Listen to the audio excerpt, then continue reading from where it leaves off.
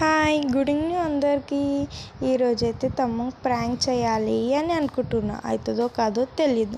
వానికైతే అడిగిన ఏం కావాలి అని. వాడైతే ఏంటక్క ఈరోజు నువ్వు నాకు అడుగుతున్నావు అని అన్నాడు. చెప్పలే నీకు ఏమన్నా చేసి పెడతా అని అన్నా. సర్లే అక్క చాలా ఆకలి అవుతుంది, దోశ పోసి ఇయ్యవా అని అన్నాను. సర్లే అని దోశ అయితే పోస్తున్నా. ప్రాంక్ చేయాలిగా, నేను ఎన్ని మాటలు చేసినా అస్సలు అవ్వట్లా. దానివల్ల అయితే 2 చెమ్మచ్ అయితే కారం అయితే వేసిన, బాగా వేసిన 3 దోశలు అయితే రెడీ అయినాయి. ఎందుకంటే కారం వేసిన దోశ కనబడకుండా అయితే 2 దోశలతోటి కవర్ చేద్దాం.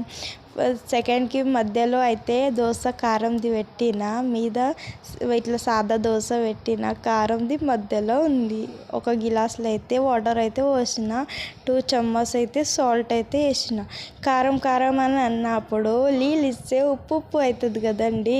ఏమక్క కలర్ గిలా ఉంది వాటర్ది అని అంటే, లేరా అలానే వచ్చినాయి వాటర్ అని అన్నా. గిలా వస్తాయి అని వానికైతే డౌట్ వచ్చింది. ఆయనతో వాడు నడిపాక తిన్నురా అంటే వద్దు అని అన్నాడు. చిన్నోడైతే తిన్నాడు. తిన్నాక వాంది రియాక్షన్ చూడండి.